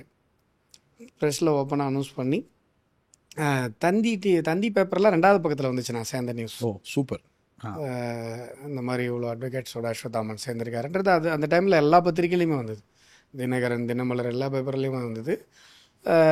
ஒரு பெரிய ஒரு விஷயம் என்னென்னா, சேர்ந்துட்டேன் நல்லா. அந்த டைமில் வந்து 2012 வந்து மோடிஜிலாம் அப்போ இது கிடையாது, பிஎம் கேண்டிடேட் கிடையாது. ஸோ தட் வந்து ஒரு நல்ல ஒரு இதுதான். ஏன்னா என்ன பொறுப்பு கேட்டிருந்தாலும் அப்போ கொடுத்துருப்பாரு போனார். நான் எதுவுமே கேட்கல. ஏன்னா நான் அப்போது தீவிரமாக பாலிடிக்ஸ்குள்ளே போகலாமா அப்படின்ற ஒரு எனக்கு ஐடியாலஜிக்கல் ஷிஃப்ட் தானே ஒழிய டோட்டலாக நம்ம பொறுப்பு வாங்கி தான் பண்ணணுன்ற ஒரு அவசியம் இல்லைங்கிற ஒரு மனநிலை அப்போ இருந்தது. பட் ஆனால் இப்போ யோசிக்கிறேன் அது தப்பு அப்படின்னு சொல்லி. அப்போயே நம்ம ஏதாவது ஒரு பொறுப்பு வாங்கியிருக்கணும் அப்படின்னு நேச்சுரல். ஆக்சுவலி பொறுப்பு வாங்குறது நல்ல விஷயம். நிறைய பேர் அது தப்புன்னு நினைக்கிறாங்க. இல்லை, அப்போ தோணலை எனக்கு. அதுதான் அப்போ நான் தப்புன்னு தான் நினச்சேன். நம்ம வந்து ஐடியாலஜிக்கு தானே ஒர்க் பண்ணணும் அப்படின்னு சொல்லிட்டு அதை அப்போ நான் தப்புன்னு நினச்சேன். நான் அப்போ கேட்டிருந்தா எனக்கு மிகப்பெரிய பொறுப்பு கிடச்சிருக்கும். நான் கேட்கல. ஆனால் ஆக்சுவலாக நான் இப்போ வரைக்குமே எந்த பொறுப்புமே கேட்டதில்லை கட்சியில். ஓகே, அதுவாக தான் எனக்கு இப்போ கட்சி என்ன நினைக்குதோ அதை கொடுக்கும். பட் அந்த டைமில் நம்ம கொஞ்சம் எடுத்து வேலையை செஞ்சுருக்கலாம் அப்படின்றத நான் இப்போ யோசிக்கிறேன், செகண்ட் தாட். பட் வந்து அது அப்படி தான் நடந்தது. அதுக்கப்புறம் வந்துட்டு 2012 அதுக்கப்புறம் அப்படியே ஈவன் வந்து நான் சவுத் சென்னையில் எல்ஜிக்கு ஒர்க் பண்ணேன். அது நான் கேள்விப்பட்டிருக்கேன், சவுத் சென்னையில் எல்ஜிக்கு நீங்கள் ஒர்க் பண்ணீங்கன்னு. சார், இதில் ராமதாஸ் எப்போவுமே ராமதாஸ் அவர்களும் பொன்னார்களும் 2 சீனியர் லீடர்ஸ். நீங்கள் பார்க்கும்போது 2 சீனியர் லீடரும் நீங்கள் ஒரு சீனியர் லீடர் விட்டு இன்னொரு சீனியர் லீடர்கிட்ட வந்து நீங்கள் சேர்றீங்க. ஏன்னா பொன்னாரும் எல்லாத்தையும் ஆக்சஸ் உள்ள ஒரு பெரிய லீடர். ராமதாஸ் அவர்கள் வந்து யாராவது ஒருத்தர் போடுறாங்கன்னா வந்து உட்காந்து கன்வின்ஸ் பண்ணுவார் அப்படின்னு விஷயத்த சொன்னாங்க. உங்களை கன்வின்ஸ் பண்ணாரா? இல்லை ஜெய். அதாவது எப்படின்னு கேட்டிங்கன்னா, நான் டைரெக்டாக பாமகலேருந்து ஸ்ட்ரைட்டாக ஷிஃப்ட் ஆகலை. ஓகே, நான் வந்து பாமகலேருந்து வெளியில் வந்து ஐடியல் ஆகிட்டு அப்புறம் உள்ள போகிறீங்க. லா காலேஜில் வந்து நான் வந்து பாமக உடைய பிரசிடெண்ட். இன்னும் சொல்ல போனால் 2 பெரிய ஸ்ட்ரைக் வந்து நான் ஐயா சொல்லி நான் லீட் பண்ணியிருக்கேன். That is the reason. இப்போ நான் திருவண்ணாமலையில் நிற்கும் போது ஐயா வந்து பிரச்சாரம் பண்ணாங்க. ஐயா சாதாரணமாக வந்து பிரச்சாரம் பண்ணுறல. அந்த பக்கம் அவங்க மருமகளுக்கு போகிறது முன்னாடி எனக்கு தான் வந்தாங்க. First Tiruvannamalai, first priority Tiruvannamalai. அது மட்டும் இல்லாமல் என்னுடைய பேரை வந்து கிட்டத்தட்ட 9 முறையோ 11 முறையோ சொன்னாங்க. என்னை இதில் சீட்டில் ஏற்றி கையை தூக்கி நீ சேரில் ஏறி, அவர் உட்காந்துட்டு பக்கத்தில் இருக்க சேரில் என்னை ஏறி நிற்க சொல்லி நிறைய என்னை மேடை போட வேணாம்னு சொல்லிட்டார். காசெல்லாம் செலவு பண்ணாத, மேடெல்லாம் நீ போடாத அப்படின்னு சொல்லி மேடையே நான் எப்படி ஐயா நீங்கள். ஆனால் அவ்வளோ கூட்டம்னா அப்படி ஒரு கூட்டம். அன்னைக்கு அவர் பேசினது எல்லாமே வந்து அப்படிப்பட்ட ஒரு வார்த்தைகள் எனக்கு தெரிந்து வேற எந்த கேண்டிடேட்டுக்குமே அப்படி பேசல இந்த 2024 எலெக்ஷனில். இன்னொன்று, எலெக்ஷன் முடிஞ்சிட்டு அண்ணாமலைஜி வந்து மேடையில் பேசுகிறாரு எங்கள் இன்டர்னல் மீட்டிங்கில் ஐயாவு மகளில். ஐயாட்ட நான் பேசுகிறேன், டாக்டர் ஐயாட்ட நான் பேசுகிறேன், யார் அண்ணாமலைஜி பேசுகிறேன். பேசும்போது டாக்டர் என்ன சொல்லியிருக்காருன்னா, அஸ்வத்தாமனை எப்படியாவது ஜெயிக்க வச்சிடணும்பா. டாக்டர் ராமதாஸ் அண்ணாமலை அவர்கள்ட்ட அஸ்வத்தாமனை எப்படியா ஜெயிக்க வச்சு அதை வந்து அண்ணாமலை வந்து மேடையில் சொல்கிறாரு. ஐயா வந்து வேற ஏதோ பேசுவார்னு பார்த்தா நம்ம கேண்டிடேட்டுக்காக அவர் பேசுகிறாரு அப்படின்னு சொல்லி எனக்கு ரொம்ப ஆச்சரியமாக இருந்தது. அப்படின்னு அந்த அளவுக்கு ஐயாவுக்கு வந்து என் மேலே ஒரு விருப்பம் வர்றதுக்கு காரணம், லா காலேஜ் படிக்கும் போது அவர் இட்ட எந்த கட்டளையுமே நாங்கள் வந்து மீறினது கிடையாது. அவர் என்ன சொன்னாரோ அதை விட 4 மடங்கு 5 மடங்கு நான் பண்ணி காட்டியிருக்கேன். நீங்கள் வந்து ஓபிசி ரிசர்வேஷன் வந்து அப்போது மத்திய நிறுவனங்களில் வந்துச்சு. கரெக்ட். ஐஐடி மாதிரியான நிறுவனங்களில் நான் லா காலேஜ் படிச்சுட்டு இருந்த டைமில் அப்போ வந்து என்ன பண்ணாங்கன்னா, மத்திய நிறுவனங்களில் படிக்கிற ஐஐடி மாதிரியான இன்ஸ்டிடியூஷன்ஸில் படிக்கிற மாணவர்கள் இங்கே வந்து ஏற்கனவே ஷெட்யூல்டு எஸ்சிஎஸ்டி ரிசர்வேஷன் இருக்குது. ஓபிசி வந்துருச்சுன்னா நாங்கள்லாம் வந்து பெருக்க தான் போகணும், பாத்ரூம் கழுவு தான் போகணுங்கிற ரீதியில் ஸ்ட்ரைக்லாம் லீட் பண்ணாங்க. அது வந்து ஐயாவை வந்து ரொம்ப வருத்தப்படுத்திடுச்சு. உடனே மீட்டிங் பண்ணி எங்களை கூப்பிட்டார். என்னடா பண்ணிகிட்ருக்கீங்க நீங்கள்லாம், இந்த மாதிரி அவங்களாம் பண்ணிகிட்ருக்காங்க, ஐயா நீங்கள் என்ன பண்ணணும்னு சொல்லுங்கள், எனக்கு தெரியாது, நாளைக்கு வந்து ஃபுல் அண்ட் ஃபுல் உங்கள் நியூஸ் தான் இருக்கும் அப்படின்னு சொல்லிட்டு ஏஞ்சி போயிட்டார். அடுத்த நாள் மிகப்பெரிய ஒரு ஸ்ட்ரைக் லீட் பண்ணேன். நீங்கள் இப்போ கற்பனையே பண்ணி பார்க்க முடியாது அப்படி ஒரு ஸ்ட்ரைக்கு. மெட்ராஸில் வந்து லா காலேஜ் வாசலில் ரோடை மறித்து ஒட்டுமொத்த மெட்ராஸும் டிராஃபிக் ஆச்சு. எல்லாருமே கையில் ஒரு செருப்போடு போய் ரோட்டில் உட்காந்துட்டோம். செருப்போட செருப்பு துடைக்கிற போராட்டம். அவங்க பண்ணதை திருப்பி நீ எதிராக பண்ணணும்னு சொன்னார் இல்லைங்களா. ஸோ வந்து எல்லாருமே செருப்பு வச்சு செருப்பு நாங்களாம் செருப்பு துடைக்கணுமா, நாங்களாம் வந்து பெருக்கணுமா, நாங்களாம் புரியுது. அந்த ஒரு ரீதியில் ஐயா சொன்னாங்க, பண்ணோம். அப்போ வந்து நான் வந்து ஷூவை தொடச்சிட்டு இருக்கிற அந்த ஃபோட்டோ தமிழ் ஓசையில் கலரில் ஃப்ரண்ட்டு பக்கத்தில் வருது, முதல் பக்கத்தில். தமிழ் ஓசைங்கிறது பாட்டாளி மக்கள் கட்சியோடைய அஃபிஷியல் பத்திரிக்கை. அதில் வந்து கலரில் வருது. அப்போல்லாம் அந்த $A போட்டிருப்பேன் நான், ஸ்டூடெண்ட்டு. அதை அந்த ஃபோட்டோ காட்டினா நான் உனக்கு அடையாளம் தெரியாது. அது வந்து முதல் பக்கத்தில் வருது. அப்புறம் ரொம்ப சந்தோஷப்பட்டேன். உடனே கூப்பிட்டு பாராட்டி, அவர் சொல்லாமலாம் தமிழ் ஓசையில் வராது, ரொம்ப பாராட்டி அடுத்து என்ன பண்ணலாம் அப்படின்னாரு. ஐயா நீங்கள் சொல்லுங்கள், நீங்கள் என்ன பண்ணுற, ஆடு மாடெல்லாம் பிடிச்சிட்டு மன்றோ சிலையிலேருந்து இது வரைக்கும் போங்க, ஆடு மாடெல்லாம் பிடிச்சிட்டு மன்றோ சிலையில் ஆரம்பித்து கெஸ்ட் ஹவுஸ் வரைக்கும் போங்க, ஓகே, பேரணி போங்க அப்படின்னு சொல்லிட்டார். சரிங்க ஐயா. மெட்ராஸில் ஆடு மாட்டுக்கு எங்கே போகிறது? அது கரெக்டு. பிடிச்சி பெரிய பேரணி, மிகப்பெரிய பேரணி. 2 பேர் தான் அதை லீட் பண்ணுது. ஒன்று லா காலேஜ் சார்பாக நான், மெடிக்கல் காலேஜில் அந்த டைமில் கரிகாலன் ஒருத்தர் இருந்தார் மாணவர் அணியில், அவர் 2 பேர். அப்போ வந்து சரவணன், பாரிமோகன் இவங்கெல்லாம் வந்து மாணவர் அணியில் எங்களுக்கு பொறுப்பாளர், இப்போ மாவட்ட செயலராக இருக்கு. கரெக்ட். அதுக்கப்புறம் ஜெயராமன் இங்கே தென் சென்னையில் இருப்பார். அவங்களாம் ரொம்ப சப்போர்ட் பண்ணாங்க அந்த டைமில். ஸோ நாங்கள் என்ன பண்ணோன்னா, மிகப்பெரிய ஒரு பேரணி. அது வந்து தமிழோசையில் மட்டும் இல்லாமல் எல்லா பத்திரிகையிலையும் ஒரு மிகப்பெரிய செய்தியாக அந்த டைமில் வந்துச்சு. இந்த மாதிரி மாணவர்கள் வந்து ஆடு மாடை பிடிச்சிக்கிட்டு போகிறாங்க. அது மாதிரி நிறையா ஸ்ட்ரைக் அவர் சொல்லி நான் பண்ணியிருக்கேன் லா காலேஜ் படிக்கும்போது. இது எல்லாமே வந்து திருவண்ணாமலையில் அவர் உடனடியாக எனக்காக மஸ்டெல்லாம் ஒரு இது எடுத்து வந்ததுக்கான காரணங்கள். ஒரு செல்ல பிள்ளையா இருந்திருக்கீங்க. இப்பயுமே அந்த ஒரு நீங்கள் அந்த வீடியோலாம் பார்த்துருப்பீங்க. நான் போய் இந்த எலெக்ஷன் டைமில் பார்க்கும்போது வந்து ஷோல்டரை தட்டி அந்த கெஸ்டர் நீங்கள் அவர் அவ்வளோ லேஸில் அவர் யாருக்கும் கொடுக்க மாட்டார். வந்து நான் ஏஞ்சி வந்து அந்த ஒரு இது கொடுத்தார். ஸோ நான் அங்கேருந்து டைரெக்டாக ஒரு ஒரு பொலிட்டிஷியன் போல் நான் வந்து ஷிஃப்ட் ஆகலை. நான் என்னுடைய ஸ்டூடெண்ட் பாலிடிக்ஸ் பாமகவில் இருந்தது. அதுக்கப்புறம் நான் வந்து ஒரு 2 இயர்ஸ் வந்து student politics boss, full fledged lawyer, then அங்கேருந்து ideological shift to BJP towards BJP அப்படி தான் இருந்தது. ஸோ வந்து இந்த அதனால தான் இவங்களுக்கும் என் மேலே ஐயாவுக்கும் எந்த கோபமுமே இல்லை. அந்த பழைய ஒரு பாசம்தான் இருந்தது ஒழிய அந்த கோபம் என்னடா கட்சி விட்டு போயிட்டு அப்படிலாம் இல்லை. ஏன்னா நான் இருந்தது பாட்டாளி மாணவர் சங்கம், பாட்டாளி மக்கள் கட்சி இல்லை. ஓகே. ஸோ தட் வந்து அந்த இது இருந்தது. இங்கே வந்ததுக்கப்புறம் அகெயின் நீங்கள் எது பண்ணாலும் நான் வந்து சவுத் சென்னையில் கோடி பிடிச்சி ரோடாக போயிருக்கேன். It is not as if நான் அப்படியே ஏசி ரூமில் உட்காந்து பவுடர் கலையாமல் வேலை செஞ்சேன்லாம் கிடையாது. எல்ஜிக்கு வந்து எல்லா பக்கமும் போயிருக்கும். எல்ஜி என் வீட்டுக்கு வந்திருக்கார். வீடுனா அப்போ நான் இருந்த பேச்சுலர் ரூமுக்கு வந்திருக்கார். ஓகே. நீங்கள் 2014 என்னுடைய பேச்சுலர் ரூமுக்கு வந்திருக்கார். அவர் கன்மேனோடலாம் டக்குன்னு எங்கள் ரூமுக்குள்ளே வந்தோடனே எங்கள் ஓனர்லாம் ஒரு மாதிரி பயந்துட்டாங்க. ஆமாம் பயந்துட்டாங்க. ஏன்னா அவங்களுக்கு இந்த எல்லாம் தெரியாது. ஏன்னா எல்ஜி வராரு, எல்லாம் கன்மேனோட வராங்க அப்படி சொல்லிட்டு எல்லாம் ஒரு மாதிரி இதுவாக ஆரம்பிச்சிட்டாங்க. ரொம்ப நான் தனியாக இருந்த வீடு அது, ஒரு சிங்கிள் பெட்ரூம், சின்ன ஒரு சிங்கிள் பெட்ரூம் ஃப்ளாட். அதுக்கு வந்து எல்ஜி வந்தார். அதெல்லாமே எனக்கு அந்த டைமில் கொஞ்சம் பெருமைக்குரிய ஒரு விஷயமா இருந்தது. அதுக்கப்புறம் ஆஸ் யூஷுவல் அதுக்கப்புறம் ஒரு பெரிய ஒரு பேர் எனக்கு கிடைச்சதுன்னா 2015 நான் ஒரு கேஸ் போடுறேன். அப்போ வந்து உங்களுக்கு கருணாநிதி முதலமைச்சர், கருணாநிதி அறிக்கை விட்டாரு முதலமைச்சராக. கருணாநிதி கிடையாது, அவர் அறிக்கை விட்டார். அதாவது வந்து சுயமரியாதை திருமண சட்டம் அண்ணாதுரை 1967 முதலமைச்சராக ஆகும்போது அவர் போட்ட முதல் கையெழுத்து சுயமரியாதை திருமண சட்டம். அதை நான் சேலஞ்ச் பண்ணுறேன். அது வந்து ரெப்புக்னட்டு, கலரபிள் டாக்டர் ஆஃப் கலரபிள் லெஜிஸ்லேஷனு, அது இருக்கக்கூடாது அப்படி சொல்லி நான் அதை ஸ்ட்ரக் டவுன் பண்ண சொல்லி கேஸ் போடுறேன். அப்போது கருணாநிதி முரசொலி முதல் பக்கத்தில் அஸ்வத்தாமனை கண்ணா பெண்ணான்னு திட்டி அறிக்கை விட்டார். ஓகே. Rise of Ashwathaman. இவர் வீரமணிலாம் கிழிகின்னு கிச்சார். நவீன மனு தர்மத்தின் வாரிசு எங்க இருந்து வந்தான் ஆகா ஓகான்னு சொல்லி கண்ணா. அந்த டைமில் என்ன பிராமின் நினச்சிட்டாங்க. அஸ்வத்தாமன் பேர் பார்த்த உடனே நான் ஒன்று கேட்கட்டுமா, உங்க உண்மையான பேர் அஸ்வத்தாமனா இல்ல பொலிட்டிக்கல் நேம் அஸ்வத்தாமனா? இல்ல அது எனக்கு ரொம்ப நாளா டவுட் இருக்கு. எங்க குலதெய்வம் வந்து சேலத்தில் இருக்கு. ஓகே.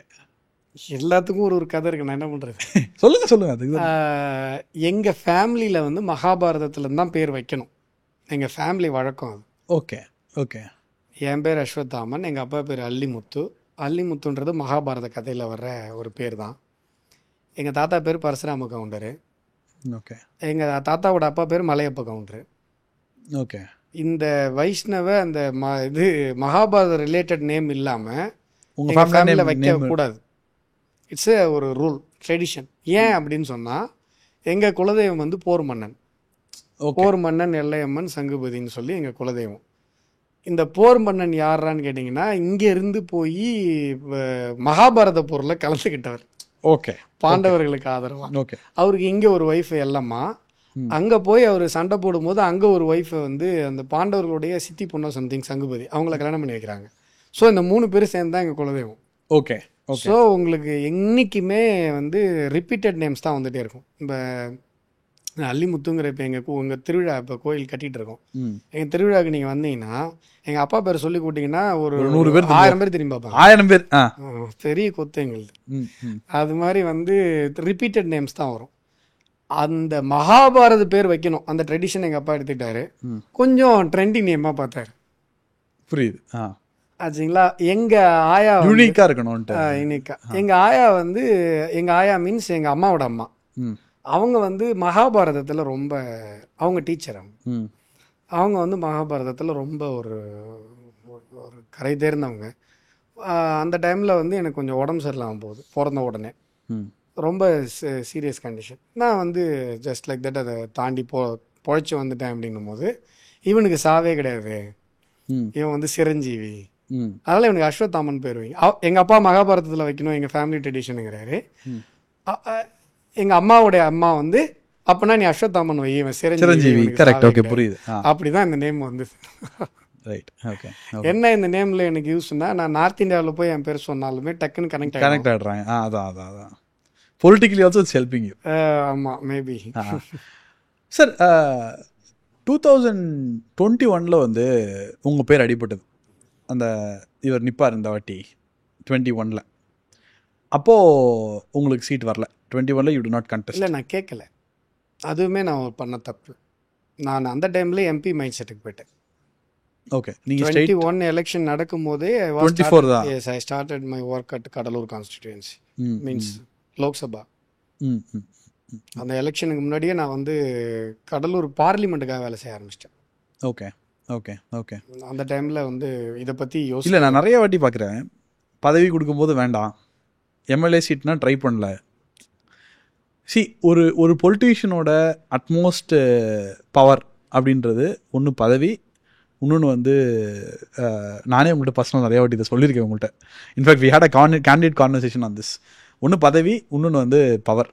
நானே கூட கேமரா முன்னாடி பேசாத பல விஷயங்கள் இந்த இன்டர்வியூவில் சொல்லிட்டோம்னு யோசிச்சுட்டு இருக்கேன். பரவாயில்ல, பார்த்துக்கலாம். ஒன்று பதவி, இன்னொன்று பவர். நிறைய வாட்டி அது வேண்டாம்னு நினைக்கிறீங்களே. பதவியும் பவரும் இல்லாமல் மக்களுக்கு ஹெல்ப் பண்ண முடியும்னு நினைக்கிறீங்களா பொலிட்டீஷியனா? நான் வந்து ஒரு பொலிட்டீஷியனாக என்னைய வரைக்கும் நான் நினச்சதே இல்லை. நான் அதை ரியலைஸ் பண்ணவே இல்லை. அப்படி ஒரு உணர்வு எனக்கு ஏற்பட்டதே இல்லை. அதனோட பொலிட்டீஷியன் நான் வந்து ஒரு கொள்கைவாதி, நான் அரசியல்வாதி இல்லை. என்னுடைய கொள்கைக்கு இதெல்லாம் என்னால் பண்ண முடியும்னு நான் நினைக்கிறேனோ எல்லாத்தையும் நான் பண்ணிகிட்ருக்கேன். ஓகே. என்னால் என்னால் இப்போ நான் ஒரு அட்வொகேட்டாக இருக்கும்போது, ஒரு அட்வொகேட்டாக மீன்ஸ் இப்போயும் அட்வொகேட் தான், பட் டைட் ப்ராக்டிஸில் இருக்கும்போது நிறைய கேசஸ் ஐடியாலஜிக்கல் ஓரியன்டாக போட்டிருக்கேன். ஓகே. டெஸ்பைட் எனக்கு அதில் அப்ரூவலோ ரெகக்னேஷனோ கிடைச்சதா கிடைக்கலையா, அப்ரிசியேஷன் கிடைச்சதா, இதை பற்றி நான் கவலைப்பட்டதே கிடையாது. நான் கண்டினியூஸாக நான் வந்து எனக்கு தப்புன்னு தோன்ற விஷயம் நான் உடனே ஒரு பில்லு போட்டுருவேன், ஒரு பப்ளிக் இன்ட்ரெஸ்ட் லிட்டிகேஷன் போட்டுருவேன். மோஸ்ட் ஆஃப் த டைம் என்னுடைய ஐடியாலஜிக்கல் ஓரியன்டாக தான் இருக்கும் அது. அதே போல் நான் வந்து ஒரு கிட்டத்தட்ட ஒரு 10-15 இயர்ஸ் நான் எங்களுடைய காரியகர்த்தர்களுக்கு ஃப்ரீயாக கேஸ் நடத்தியிருக்கேன். ரொம்ப டஃப்பான கேஸ்லாம் நான் வந்து பெயிலில் எடுத்து கொடுத்துருக்கேன். ரொம்ப ஐ டோன்ட் வாண்ட் டு இது சொல்ல வேணாம். ரொம்ப டஃப்பான கேசஸ்லாம் பெயில் கிடைக்கவே கிடைக்காதுன்ற ஒரு அஃபென்ஸ்லாம் நான் பெயில் எடுத்து கொடுத்துருக்கேன். அந்த ஜெயிலுக்கு போய் நான் அவங்களுக்கு நல்ல சாப்பாடு கிடைக்கிறது, கேண்டீனுக்கு முதல்ல பணம் கட்டுவேன். இது மாதிரி நிறைய விஷயங்கள். நான் ஒரு அஸ் அன் அட்வொகேட்டாக என்னுடைய ஐடியாலஜிக்கு என்ன பண்ண முடியுமோ பண்ணிகிட்டே இருப்பேன். இல்லை இப்போ தமிழ் எல்லாம் நம்ம என்னுடைய என்ன சொல்கிறது, என்னுடைய இந்திய தத்துவம் சார்ந்த ஒரு விஷயம் தான் தமிழுக்கு நான் செய்யறதுங்கிறது என்னுடைய தத்துவம். அப்போது எனக்கு மனசுக்கு எதெல்லாம் பிடிச்சிருக்கோ, இந்த தேசத்தை நேசிக்கிறது தான் என்னுடைய ஐடியாலஜி. அதுக்கு நான் என்னென்னலாம் செய்ய முடியுமோ, என்னென்ன ரோல் எனக்கு இருக்கோ எல்லாத்துலேயும் நான் பண்ணிகிட்டே இருக்கேன். கரெக்ட். என் கையில் கொஞ்சம் காசு வந்ததுன்னா உடனே என்னால் முடிஞ்ச நான் சர்வீஸை நான் பண்ணிடுறேன். இது மாதிரி தான் பண்ணிகிட்டு இருக்கேனே ஒழிய இதில் வந்து எனக்கு ஒரு அட்மோஸ்ட் சாட்டிஸ்ஃபேக்ஷன் கிடைக்குது. இப்போது இருவேல்பட்டில் 2 வீடு கட்டி கொடுத்தேன் இந்த புயலில். அதில் எனக்கு கிடைச்ச அந்த திருப்தி எதுலேயுமே கிடைக்காது. நான் இப்போது சொன்னால் கொஞ்சம் இதுவாக, நான் எம்பி ஜெயிச்சிருந்தா கூட எனக்கு அந்த திருப்தி கிடைச்சிருக்கேன். அது வேறு, அது வேறு. ஸோ எனக்கு எது பிடிக்குதோ, எனக்கு நைட்டு என்ன பண்ணால் தூக்கம் வருமோ, எனக்கு வந்து எது சந்தோஷத்தை கொடுக்குதோ அதை நோக்கி நான் போயிட்டே இருக்கேன். என்னுடைய ஐடியாலஜிக்கு நான் ஒரு விஷயம் செய்யும்போது எனக்கு சந்தோஷமாக இருக்குது. இந்த மாதிரி வந்து நீங்கள் சொல்கிறது 100% கரெக்டு. அரசியலில் அதிகாரத்தினால செய்யப்படுற விஷயத்த தனி மனிதனால் ரொம்பவே கம்மி சதவீதம் தான் பண்ண முடியும். இப்போ ஒரு கவர்மெண்ட் பண்ணுறத ஒரு தனியாளால் பண்ணவே முடியாது. கவர்மெண்ட்டால் எவ்வளோ விஷயம் பண்ண முடியும். ஏன்னா அது ஒரு அரசு, ஒரு அதிகாரம், ஒரு இயந்திரம். இப்போ நம்ம பிஜேபி ஆட்சியில் இருக்கிறதுனால தான் இவ்வளோ நல்லதை நரேந்திர மோடி அவர்களால் பண்ண முடியுது. இல்லைன்னா முடிஞ்சிருக்காது. அவர் சிஎம்மாக இருந்தனால தான் குஜராத்துக்கு பண்ண முடியுது, பிஎம்மாக இருந்தனால தான் இந்திய தேசத்துக்கு பண்ண முடியுது. உத்தரப்பிரதேசத்தில் இன்றைக்கி இவ்வளோ விஷயம் யோகி அவர்கள் பண்ணுறாங்கன்னா அவங்க அந்த பவர், அந்த சிஎம்ன்ற ஒரு பவர் தான். ஸோ என்றைக்குமே நான் பவர் இதுக்கு எதிராக யோசிக்கலை. அந்த டைமில் எனக்கு அப்படி ஒரு விஷயம் தோணலை. நம்ம இல்லைனாலும் யாரோ நம்மால் தானே கேண்டிடேட் தானே நிற்க போகிறாங்க, அப்படி தான் ஒரு மனநிலை ஒழிய இதை போய் நம்ம கேட்கலாம் அந்த மாதிரி ஒரு விஷயம் தோணலை. அது ஒரு பெரிய தப்பாகவும் தெரியல. ஓகே. தொடர்ந்து வந்து கடலூரில் அஸ்வத்தாமன் அப்படின்னு ஒரு விஷயம் வந்து வந்துக்கிட்டே இருக்குது. இன்னும் 2-3 லீடர்ஸும் வந்தது. நான் அதை வந்து ஐம் நாட் இது சீட் வரும்போது கடலூர் லிஸ்ட்டில் இல்லை, இப்போ கூட்டணிக்கு போயிடுச்சு. தங்கர் பச்சன் கடலூரில் வந்து பச்சானா மச்சானா அந்த தேர்தல் அந்த மாதிரி ஒரு இது ஸ்லோகன் ஒன்று வந்து காங்கிரஸ்ல நின்னது வந்து அன்புமணி அவர்களுடைய சொந்தம். அதுவும் அந்த தொகுதி வந்து குறிப்பாக கேட்ட போற போகல பச்சானா மச்சானா யாருக்கும் புரியாது. அதனால இல்லை, ஐயோ சார் நீங்க வேற பயங்கர ஷார்ப்பு சார், நம்ம ஆளுங்க பயங்கர ஷார்ப்பு. திருவண்ணாமலையில் கடைசியில் அவங்கள லாஸ்ட் மினிட்ல மாத்துறாங்க. திருவண்ணாமலை இப்போ சர்வே எல்லாம் நம்ம நிறைய பார்த்தேன். நீங்க எல்லாம் போட்டீங்க, நிறைய பேர் உங்களெல்லாம் திட்ட. ஓகே, அது அவங்க கருத்து சுதந்திரப்பா நம்ம இது பண்ணோம். அதை பத்தி என்னைக்குமே மற்றவங்க திட்டத்தை பத்தி என்னைக்குமே நாங்கள் கவலைப்படுறது கிடையாதுன்னு வச்சுக்கோங்களேன். அவங்க கருத்தை வந்து அவங்க சொல்றாங்க, அவ்வளோ இல்லை. அதாவதுங்க ஒரு அனலைஸ் ஒரு விஷயம் நடக்கும்பொழுது அதெல்லாம் வந்து முழுமையாக நம்ம ஏற்றுக்கணும். மெரிட்ஸ் அண்ட் டிமெரிட்ஸ் அவ்வளவுதான். இல்லை நீங்கள் வந்து நெகட்டிவே சொன்னாலும் சரி, ஒரு அரசியல் ஆளுமை, அரசியல் பண்பு அப்படிங்கிறது எல்லாத்தையும் கேட்கணும். காதுக்கு நிறைய வேலை கொடுக்கணும், வாய்க்கு நிறையா வேலை கொடுத்தாலாம் அரசியல் தலைவராக முடியும். காதுக்கு நிறையா வேலை கொடுத்தா வாய் பேசும்போது ரொம்ப அழகாக பேச முடியும். ஸோ நிறைய விஷயங்கள் கேட்டுக்கிட்டே இருக்கணும். செவிக்கு உள்ள உணவில்லாத போது தான் வயிற்றுக்கு ஏற்படும் யாருக்கு சொன்னாரோ இல்லையோ வள்ளுவர், அரசியல் இருக்கவங்களுக்கு தான் சொன்னார். நிறைய கேட்கும் போது நமக்கு வந்து ஒரு என்ன சொல்கிறது, ஒரு கிளியர் அண்டர்ஸ்டாண்டிங் கிடைக்கும். ஸோ தட் வந்து நான் எப்பயுமே இந்த வியூஸ் எல்லாம் கேட்டுக்கிட்டே இருப்பேன். அது எவ்வளோ நெகட்டிவாக இருந்தாலும் நான் கவலைப்பட மாட்டேன். எவ்வளோ நெகட்டிவாக இருந்தாலும் கவலைப்பட மாட்டேன். இன்னும் சொல்லப்போனால் என்னுடைய இன்டர்னல் டீமுக்கு தெரியும் இந்த நெகட்டிவ் கமெண்ட்ஸை பற்றி நான் கவலைப்பட்டது. என்னை கலாய்க்கிற கமெண்ட்டை படித்து நான் சத்தம் போட்டு சிரித்து கூட இருக்கவங்க என்னுடைய டீம்லாம் செம கடுப்பாவாங்க. என்ன இப்படி போட்டிருக்கான், நீங்கள் சிரிக்கிறீங்க, நல்லா கலாய்ச்சிருக்காண்டா அப்படின்னு சொல்லுவேன் நான். ஸோ தட் வந்து இதெல்லாம் நாங்கள் இது பண்ணிக்கவே மாட்டோம். அந்த டெக்டானிக் ஷிஃப்ட் ஒன்று 24ல், அதுவும் கம்மி டைமில். ஒரு எம்எல்ஏனா 2 லட்சம் ஓட்டு, ஒரு எம்பினா 10-12 லட்சம் ஓட்டு. பெரிய தொகுதி வந்து இந்த மூலையில அந்த மூலை 110 கிலோமீட்டர் பெரிய தொகுதி. அதாவது டைனமிக்ஸ் வைஸ் இது பெரிய தொகுதி. ஓட்டு வைஸ் இல்லைன்னா கூட டைனமிக்ஸ் வைஸ் ஒரு பெரிய தொகுதியா இருக்கும் போது இங்க டிராவல் பண்றதே உங்களுக்கு வந்து பெரிய அரசியல் ஜாம்பவான்கள் இருக்கிற ஒரு தொகுதி. ஆமா, ஈவா வேலுவை வந்து பண்ணணும். உங்களுக்கு தெரியும், அக்ரி கிருஷ்ணமூர்த்தி இந்த சைட்ல ஈவா வேலு இருக்காரு. இவங்க 2 பேருக்கு நடுவுல வந்து திருவண்ணாமலை ஸ்ட்ரக்சர் வந்து பிஜேபி ஸ்ட்ரக்சர் மேல எனக்கு ஒரு இது எப்பவுமே சிம்பிள் கொண்டு போறது கொஞ்சம் கஷ்டப்பட்டீங்க. அதை நான் ஓப்பனா சொல்றேன். ஏன்னா 21 தேர்தல் அந்த எம்எல்ஏ எலெக்ஷன்லயே பார்த்துட்டோம். அது எப்படி அதை வளர வேண்டிய ஒரு பகுதி. அந்த நேரத்துல அந்த இடத்துல போய் எப்படி அந்த 20 daysல வந்து you cover the whole 17 days sir. 3 நாள் வந்து கொடுத்துட்டு முன்னாடி நீங்க 17 நாங்க 20. எங்களுக்கு தெரிஞ்சு என்னன்னா எனக்கு கேண்டிடேட் ஆகி 17 days கரெக்டா. ஓகே, அந்த தேர்ட் அந்த 3 நாள் நீங்கள் சொல்கிற 3 நாள் நான் திருவண்ணாமலை நிற்க போகிறேன்னு எனக்கு தெரியல. ஓகே, புரியுது. ஓகே, அதான் உண்மை. அதுலயும் சிக்கல் இருந்தது கடைசி வரலையும். ஓகே, நாங்கள் வந்து செகண்ட் ஆப்ஷன் நாங்கள் இன்னும் சில தொகுதிகள்லாம் சொல்லிட்டு இருந்தோம். நான் மேபி கள்ளக்குறிச்சியில் நிற்கிற மாதிரி ஒரு சுச்சுவேஷன்லாம் இருந்தது. ஸோ தட் வந்து எனக்கு உண்மையிலே நான் திருவண்ணாமலை நிற்க போகிறேன்னு தெரியாது. தெரிஞ்சிருந்ததுன்னா நான் கொஞ்சம் அனௌன்ஸ் பண்ணணும் தான் உங்களுக்கு தெரியும். ஓகே, 100% அப்போ தான் தெரியும். ஓகே, அது யாரை சொன்னால் நம்ப மாட்டாங்க, அதான் உண்மை. பட் பிஜேபி வந்து எப்போ எந்த இடத்துல யாரை சூஸ் பண்ணுன்றது பிஜேபி வந்து அதிரடி தான். நம்ம எல்லார்ட்டையும் தம்பி நாங்கள் ஒன்று கேண்டிடேட்டாக போட போகிறோம், நீ என்னப்பா ஓகேவா அப்படிலாம் கேட்கவே மாட்டாங்க. நாளைக்கு எந்த பதவி கொடுத்தாலுமே அதுக்கு நிறைய உதாரணங்கள் இருக்குது. ஸோ தட் வந்து அது திடீர்னு கொஞ்சம் நான் அந்த தொகுதி தான் நான் ஸ்வாட் அனாலிசிஸ் ஏதாவது கொஞ்சம் பண்ணியிருப்பேன், கொஞ்சம் கிரவுண்ட் ஸ்டடி பண்ணியிருப்பேன். பட் இருந்தாலுமே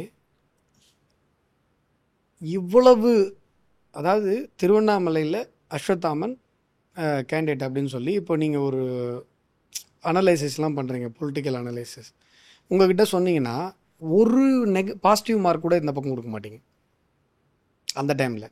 கரெக்டு தான். எல்லாமே சார் இந்த பக்கம் பெரிய ஆளுங்களாம் இருக்காங்க சார், யாவாவேல் இருக்கார், அந்த பக்கம் அக்ரி இருக்கார், பிஜேபி இன்னும் ஃபெமிலியர் ஆகாத ஒரு தொகுதி, இந்த மாதிரி சில இருக்குது, பிஎம்கே இருக்குது. இருந்தாலும் அதில் இந்த என்னெல்லாம் நீங்கள் சொல்லியிருப்பீங்க இதெல்லாம் இருக்குது. பாசிட்டிவ் சைடில் பார்த்தீங்கன்னா ஏதாவது பாசிட்டிவாக சொல்லணுமேன்றதுக்காக அஸ்வத்தாமன் ஃபேஸ் வந்து ஒரு பாசிட்டிவ் இவ்வளோ தான் சொல்லியிருப்பீங்க. அதை தாண்டி நீங்கள் எதுவும் சொல்லியிருக்க வாய்ப்பு இல்லை. ஸோ இவ்வளவு நெகட்டிவையும் தாண்டி I got 14% vote. Despite I have only 17 days. 17 days கிடைச்சது. நான் உள்ளே போய் அங்கே இருக்கிற டீம் எல்லாம் கோப்பப் பண்ணி கூட்டணி எல்லாம் இது பண்ணி 2 மாவட்டம், அதில் அது ஒரு பெரிய பிரச்சனை. எலெக்ஷனில் வந்து பார்த்தீங்கன்னா இந்த பக்கம் ஒரு ஹெட் குவார்ட்டர்ஸ், அந்த பக்கம் ஒரு ஹெட் குவார்ட்டர்ஸ், 2 ஹெட் குவார்ட்டர்ஸையும் சமாதானப்படுத்தி ஒரே நேர்கோட்டில் கொண்டு வந்து நான் வாக்குறுதி கொடுக்கும்போது திருப்பத்தூர் ஜோலார்பேட்டை மக்கள் அவ்வளோ சந்தோஷப்பட்டாங்க. ஏன்னா வாக்குறுதியில் கூட அவங்களுக்கு இது கிடையாது. வாக்குறுதி கொடுக்கணும் இந்த பக்கம் தான் கொடுப்பாங்க. புரியுறாங்களோ செய்யலையோ அது வேற விஷயம். சார் நீங்கள் வாக்குறுதியில் எங்களுக்கு வந்து நீங்கள் திருப்பத்தூர் மெடிக்கல் காலேஜ் சொல்லியிருந்தேன், ஜோலார்பேட்டை வந்தே பாரத் சொல்லியிருந்தேன், இதெல்லாமே சார் நீங்கள் வந்து எங்களுக்கு சொன்னது எங்களுக்கு ரொம்ப சந்தோஷம் அப்படின்னு சொல்லி சொன்னாங்க. எனக்கு என்ன உண்மையிலேனா, இப்போ Cuddalore to Pondicherry train track அது சேங்ஷன் ஆனதில் என்னுடைய பார்ட் ஒரு கன்சிடரபிள் பார்ட் இருக்குது, உங்களுக்கு தெரியும். அது திருவண்ணாமலையில் ரிஃப்ளெக்ட் ஆச்சு. பண்ணது கடலூருக்கு, பட் திருவண்ணாமலையில் ரிஃப்ளெக்ட் ஆச்சு. உளுந்தூர்பேட்டையில் ட்ரெயின் ஸ்டாப்பேஜ் கொண்டு வந்தோம். அது மினிஸ்டருக்கு தான் உண்மையிலே நன்றி சொல்லணும். 14ஆம் தேதி காலையில் நான் ரெப்ரசன்டேஷன் கொடுத்து 16ஆம் தேதி சாயங்காலம் 8 மணிக்கு கொல்லம் எக்ஸ்பிரஸ் வந்து உளுந்தூர்பேட்டையில் நின்றுடுச்சு. நாட் ஈவன் 48 hours நின்றுடுச்சு. ட்ரெயின் வந்து 2வது நாள் ட்ரெயின் நின்றுடுச்சு. அந்த ட்ரெயினை நான் வரவேற்க போகும்போது தான் நான் பார்த்தேன். இத்தனைக்கும் உளுந்தூர்பேட்டை உங்களுக்கு தெரியும், நல்ல ஒரு பெரிய ஹைவேஸ் இருக்கிற ஒரு ஊர். ரோட் ஃபெசிலிட்டிஸ்க்கு உளுந்தூர்பேட்டைக்கு என்றைக்குமே பஞ்சம் கிடையாது. நாங்கள் வந்து ரிமோட்லாம் கிடையாது. ஆனால் சார் ஒரு ட்ரெயின் அன்றைக்கி நீங்கள் சொல்ல நம்ப மாட்டேங்க, அந்த கொல்லம் எக்ஸ்பிரஸை எங்கள் மக்கள் வந்து தொட்டு இப்படி கண்ணில் ஊற்றிட்டாங்க. அன்னைக்கு தான் நான் வந்து உணர்ந்தேன், நம்ம எவ்வளோ பெரிய விஷயம் நம்ம பண்ணியிருக்கோம். இது என்னடா இது, அதாவது ஒரு இடத்துல தண்ணியே வரலாம், தண்ணி வரும்போது சாமி மாதிரி கும்பிடுற மாதிரி அதை நினைக்கிறேன் நான். இப்போ இன்றைக்குமே நீங்கள் போய் உளுந்தூர்பேட்டை ஸ்டேஷனில் கொல்லம்ல இங்கேருந்து சென்னையிலேருந்து 5 மணிக்கு ட்ரெயின் ஏறி 8 மணிக்கு போயிரு ஒரு 100-200 பேர் இறங்குவாங்க அந்த ஸ்டேஷனில். அந்த ஏரியாவே இப்போ அந்த அபேண்டண்டாக இருக்கும் எங்கள் ரயில்வே ஸ்டேஷனு, யாருமே வர மாட்டாங்க. இப்போ பார்த்தா ஷேர் ஆட்டோ நிற்குது, அதுக்கு இப்போ இன்னொரு ட்ரெயினுக்கு ட்ரை பண்ணிகிட்டு இருக்கேன். ஆனால் உளுந்தூர்பேட்டை ட்ரெயின் ஸ்டாப்பேஜ் கொண்டு வந்தது திருவண்ணாமலையில் மக்களுக்கு தெரிஞ்சது. மேல்பாதி இஷ்யூ மக்களுக்கு தெரிஞ்சது. நெய்வேலியில் என்எல்சிக்காக ஃபைட் பண்ணது மக்களுக்கு தெரிஞ்சது. பயோ எத்தனால் முந்திரி பழ விவசாயிகளுக்காக கொண்டு வந்தது. நீங்கள் சொன்ன நம்ப மாட்டீங்க, நான் திருவண்ணாமலையில் பிரச்சாரம் பண்ணிகிட்டு இருக்கும்போது கரும்பு, அங்கே கரும்பு அதிகம், ஆனால் எத்தனால் ஃபேக்ட்ரி இருந்ததுன்னா இப்போ இருக்கிற இந்த சோகால்டு சுகரை விட விவசாயிகளுக்கு இன்னும் லாபம் கிடைக்கும். ஏன் அப்படின்னா இங்கே வந்து நிலுவைத் தொகை வரமாட்டேது, திடீர்னு மூடிட்டு போயிடுறானுங்க. இப்போ வேப்பூர் பக்கத்தில் மூடிட்டு போயிடுறாங்க. எந்த விதமான ஒரு கேரண்டியுமே கிடையாது அவங்களுக்கு தர வேண்டிய அந்த நிலுவைத் தொகைக்கு, எந்த விதமான கேரண்டியுமே கிடையாது. ஓனர் மாட்டி ஓனர் போயிட்டே இருக்காங்க. ஸோ தட் வந்து இங்கே வந்து நீங்கள் பயோ எத்தனால் இது முன் வச்சிங்க, ப்ரொப்போசல் முன் வச்சிங்க முந்திரி பழத்துலேருந்து. இங்கே வந்து நீங்கள் இன்ஸ்டெட் ஆஃப் தட் கரும்பு வைங்க அப்படின்னு சொல்லி ஒரு விவசாயம் டைப் சொன்னார். அவர் வந்து கிட்டத்தட்ட ஒரு 65-66 வயசு இருக்கும். எனக்கு தெரிஞ்ச அவர் சோஷியல் மீடியாவிலலாம் எக்ஸ்போஸ் ஆகிற ஒரு நபர் மாதிரி தெரியல அவருடைய இதெல்லாம் பார்க்கும்போது. ஆனால் அவருக்கு தெரியுது சார், இந்த மனுஷன் 2 வருஷம் ஸ்பெண்ட் பண்ணி வீணா போகிற முந்திரி பழத்துலேருந்து பயோ எத்தனால் கொண்டு வரணும்னு சொல்லி ஒரு ப்ராஜெக்டை முன்னெடுத்து இந்த ஆள் பண்ணிகிட்டு இருக்கான். மீன்ஸ் நான் பண்ணிகிட்டு இருக்கேன்ற விஷயம் அந்த ஒரு ரிமோட்டில் இருக்கிற ஒரு திருவண்ணாமலை 65 வயசுக்கு மேலான ஒரு விவசாயிக்கு தெரியுது. அப்போ தான் எனக்கு ஒரு விஷயம் புரிஞ்சுது, நம்ம எங்கே எந்த நல்லது பண்ணாலும் ஏதோ ஒரு விதத்தில் அது மக்களுக்கு போய் சேர்ந்துடும் அப்படிங்கிறது எனக்கு அப்போ புரிஞ்சுது. அதுக்கப்புறம் வந்து நீங்கள் எலெக்ஷனுக்கு அப்புறம் நான் வந்து என்னுடைய ஆக்டிவிட்டீஸ் நீங்கள் நல்லா பார்த்தீங்கன்னா, எலெக்ஷனுக்கு அப்புறம் இந்த ஒரு வருஷத்தில் நான் நிறைய யோசிச்சுட்டேன், நிறைய மாறிட்டேன். அதுக்கு முன்னாடி நான் யோசித்த விதம் வேறு. அதுக்கப்புறம் நான் இந்த 2009 மாதிரி தான் 2024. அதுக்கப்புறம் நான் யோசித்த விதமே வேறு. அதுக்கப்புறம் நான் வந்து கொஞ்சம் கூட அதுக்கு முன்னாடியே கொஞ்சம் பெருசாலாம் கவலைப்பட மாட்டேன், செய்கிறது போதா போலையான்லாம் கவலைப்பட மாட்டேன். இப்போ வந்து ரொம்பவே எனக்கு நம்ம எந்த நல்லது பண்ணாலும் மக்களுக்கு கண்டிப்பாக தெரியும். இதோ இப்போது பெண்ணாடத்தில் ஒரு சாலை மறியல் போராட்டம் அறிவித்து ப்ரெஸ் மீட் கொடுத்து ப்ரெஷர் பண்ணி, அதாவது வெலிங்டன் ஏரியிலேருந்து கடைமடை தண்ணி அங்கே ஒரு 7-8 கிராமத்துக்கு போகணும், போகலை.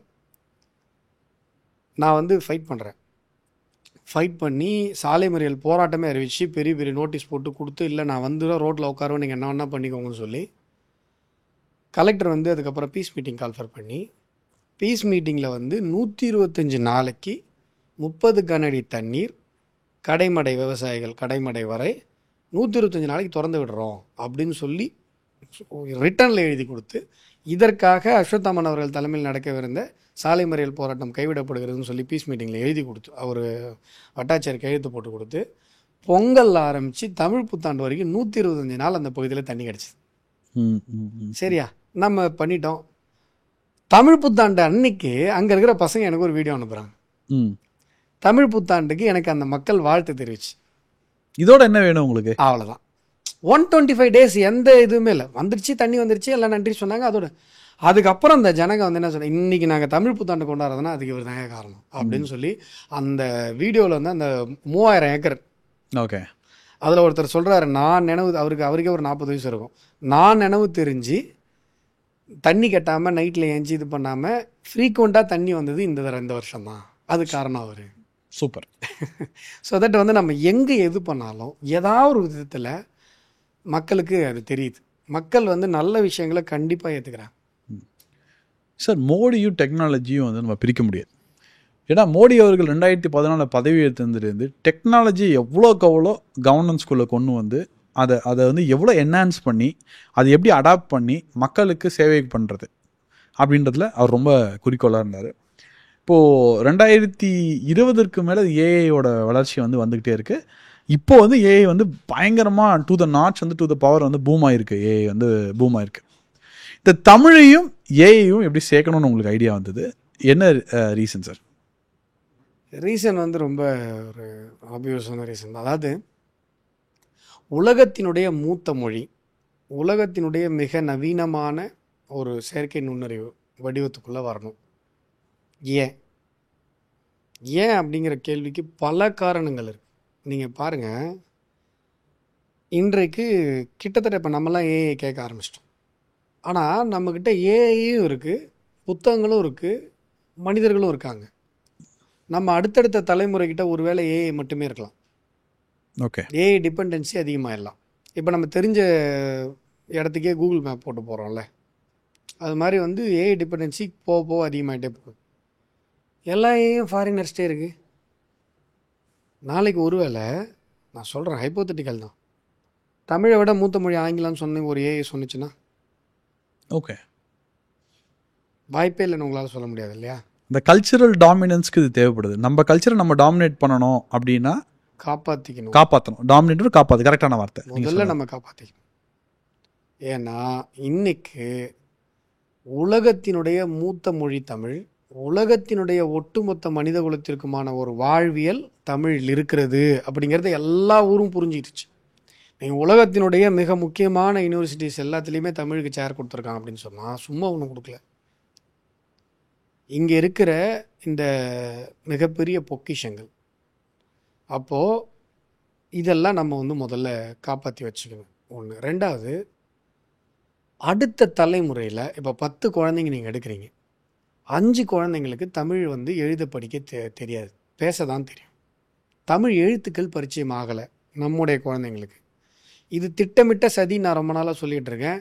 இல்லை இது இயல்பாக நடந்ததுன்னு நீங்கள் கருதினீங்கன்னா கூட பரவாயில்ல. ஆனால் இது தமிழுக்கு மிகப்பெரிய அழிவுங்கிறதுல உங்களுக்கு மாற்று கருத்து இருக்க முடியுமா? நீங்கள் வந்து நான் பல உதாரணம் சொல்லியிருக்கேன். டிஎஸ்பி விஷ்ணுபிரியா சூசைட் நோட் பார்த்தீங்கன்னா ஒரு படித்த டிஎஸ்பி தான். ஆனால் ஸ்பெல்லிங் மிஸ்டேக் இல்லைங்க, தமிழ் லெட்டரை ஆங்கில எழுத்துக்களை பயன்படுத்தி எழுதியிருந்தாங்க. ஓகே, தமிழில் எழுத தெரியல அவங்களுக்கு. அதாவது அவன் அப்படின்னு சொன்னால் AVAN, இங்கிலீஷ் லெட்டர் கிடையாது, தங்கிலீஷில் எழுதுறாங்க. தமிழ் லெட்டர் ஆங்கில எழுத்துக்களில் பயன்படுத்தி எழுதுறாங்க. டிகிரி முடிச்சுட்டு காம்படிட்டிவ் எக்ஸாமில் வந்து கலந்துக்கிட்டு ஒரு மிகப்பெரிய ஒரு பதவிக்கு போன ஒரு பெண், எழுத்தறிவு தமிழில் இல்லை. இது எந்த லிட்ரஸிக்குள்ளே நீங்கள் கொண்டு வருவீங்க? நீங்கள் பேசும்போது என்ன தெரியுமா பேசுகிறீங்க? சார் கேரளாலாம் லிட்ரஸி ரேட்டுன்னு பேசாதீங்க சார், அங்கே வந்து 8ஆம் கிளாஸ் படிச்சுட்டு எழுத படிக்க தெரிஞ்சாலே லிட்ரஸிக்குள்ளே கொண்டு வந்துடுறான். நாங்கள் வந்து ஹையர் எஜுகேஷனில் எங்கள் பர்சன்டேஜ் பாருங்கள், பேசுகிறோமா இல்லையா? தமிழ் பேசுகிறோம். ஹையர் எஜுகேஷன் முடித்து ஒரு காம்படிட்டிவ் எக்ஸாமில் நீங்கள் பாஸ் பண்ணி வெளில வந்ததுக்கப்புறம், இல்லை வந்து நீங்கள் ஒரு டிகிரி முடிச்சதுக்கப்புறம் உங்களுக்கு உங்கள் தாய்மொழியில் எழுத படிக்க தரலன்னா நீங்கள் அதை எந்த லிட்ரஸிக்குள்ளே கொண்டு வருவீங்க? Correct correct. இப்போ முரண்பாடு வருதா இல்லையா உங்களுக்கு? இந்த முரண்பாடு புரியுதா? இப்போது தமிழ் எழுத்துக்கள் அறிமுகம் இல்லாத அடுத்த தலைமுறை தமிழர் வாழ்வியலை எங்கே போய் கற்றுப்பாங்க?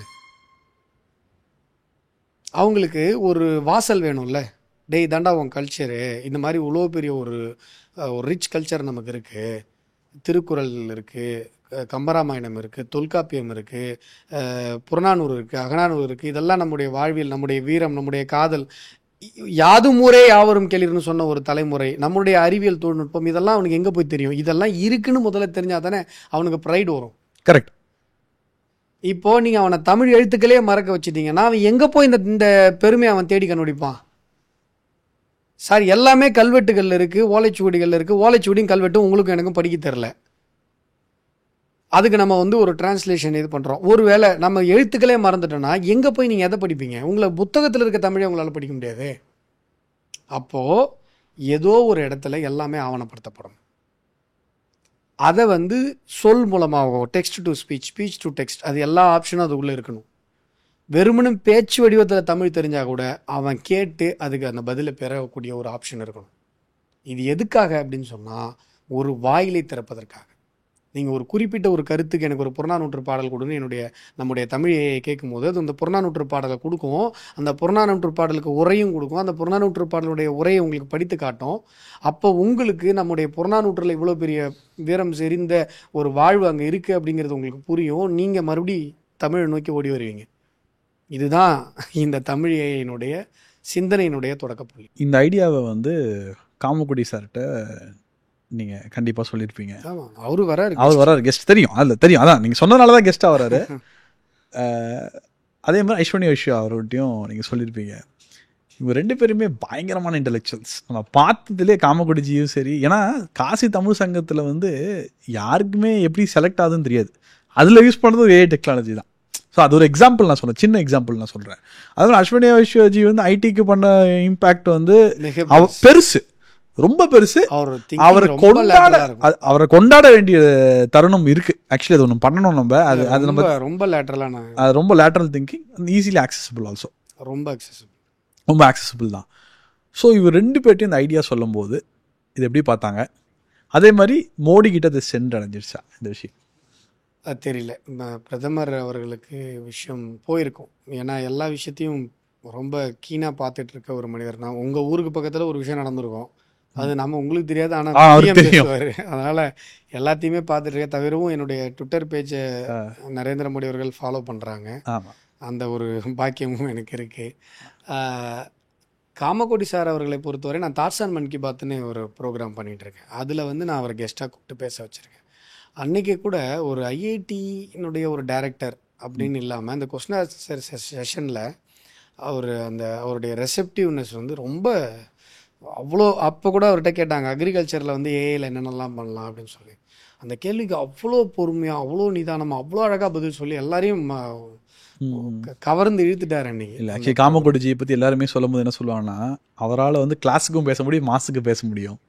அது அது அது அவருடைய ஸ்பெஷாலிட்டி அப்படின்றாங்க. இல்லை அவர் வந்து எப்படின்னா, நான் அவர் வந்து முதல் தடவை சந்திக்கும் பொழுதே ஒரு இன்னும் இன்னும் கற்றுக்கொள்ள வேண்டும் என்று நினைக்கிற ஒரு மாணவன் எப்படி இருப்பாரோ அப்படித்தான் அவர் இருந்தார். ஒரு மிகப்பெரிய ஒரு நிறுவனத்தினுடைய தலைமைப்பிடத்தில் அமர்ந்திருக்கிற ஒரு மனிதர் மாதிரியான ஒரு ஆட்டிடியூட் அவர்கிட்ட இல்லவே இல்லை. அவர் ஒரு ஸ்டூடெண்ட், ஒரு ஐஐடி ஸ்டூடெண்ட்டுடைய ஒரு அவன் எந்த அளவுக்கு ஒரு ஐஐடி ஸ்டூடெண்ட் இருக்க ரெசப்டினோஸ் இருக்கும் அந்த அளவுக்கு அது மாதிரி ஒரு மனிதர்கள் பார்க்கறது ரொம்ப ரொம்ப கஷ்டம், ரொம்ப கஷ்டம். அப்படிப்பட்ட ஒரு மனிதர்.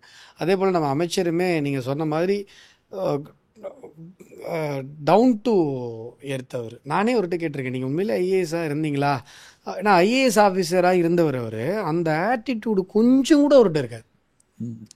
கன்மேன்லாம் நீங்கள் ஏர்போர்ட்டில் போயிட்டுருக்கோம், ராமேஸ்வரத்துக்கு நானும் வரும், ஒன்றா தான் ட்ராவல் பண்ணுவோம். எதுக்குப்பா ஏர்போர்ட்டுக்குள்ளே எதுக்குப்பா கன்மேன் வந்துட்டுருக்கீங்க? ஜனங்க யாராவது நான் என்னை பார்த்து பேசணும்னு ஆசைப்படுவாங்க, நீங்கள் வந்தீங்கன்னா எஸ்டேட் ஆக மாட்டாங்களா? அந்த பக்கம் போய்ட்டு ஏர்போர்ட்டு செக்யூரிட்டி ஜோன் தானே, என்ன இப்போ உங்களுக்கு என்ன பார்த்துட்டோம், டென்ஷன் ஆகாதீங்க, அங்கே போய் ரிலாக்ஸ்டாக அந்த மாதிரி சொல்லக்கூடிய ஒரு மனிதர். அது மாதிரி என்ன சொல்கிறது, எப்படி தான் நரேந்திர மோடி அவர்கள் வந்து இந்த அமைச்சர்களை இந்த மாதிரியான தங்கங்கள் வைரங்கள் எல்லாம் வந்து எப்படி எடுத்து சேர்த்து கோத்து வச்சுருக்காருன்னு நான் நினச்சி ஆச்சரியப்படுவேன். இதனால் இவன் முடிப்பான் என்றாய்ந்து அதனை அவன் கண் விடல். இந்த திருக்குறளுக்கு உதாரணம் நரேந்திர மோடி அவர்கள் தான். அப்படிப்பட்ட ஒரு ஆட்கள். அதே போல் அவர் யோசிச்சுக்கிட்டே இருப்பார், லேட்ரல் அப்படி யோசிப்பார். அதே போல் நியூ ஐடியாஸ்க்கு வந்து அவ்வளோ தூரம் அவர் வந்து காது கொடுத்து கேட்பார். அப்படித்தான் இந்த விஷயத்தை வந்து இது வந்து நம்ம ஒரு 4 மாதம் நடத்தி ஒரு ஒரு சக்ஸஸ்ஃபுல்லாக டெஸ்ட் முடிச்சிட்டோம். அப்புறம் தான் வந்து நம்ம இதை அடுத்து வெளியிலே சொன்னேன் நான். ஏன்னா இது நிறைய பேர் என்ன பயமுறுத்தினாங்க, இதெல்லாம் முடியாது. ஆமாம், இதில் எந்த இடத்துல பயமுறுத்தினாங்கன்னா ப்ரீ ட்ரைன்டு மாடல் எல்லாமே பண்ண முடியாதுனாங்க. ஸ்க்ராட்ச்லேருந்து நீங்கள் பண்ணவே முடியாது. நான் வந்து இண்டிஜினியஸாக பண்ணணுங்கிறது என்னுடைய நோக்கம். இண்டிஜினியஸ்னால் நீங்கள் எந்த ப்ரீ ட்ரைண்டிங்கும் ஓப்பன் சோர்ஸ் கூட போகக்கூடாது, தானே? ப்ரீ ட்ரைன்டு மாடலோ இல்லை டூலோ எடுத்துக்கவே கூடாது. நான் வந்து ஸ்க்ராட்ச்லேருந்து பண்ணுறோம்.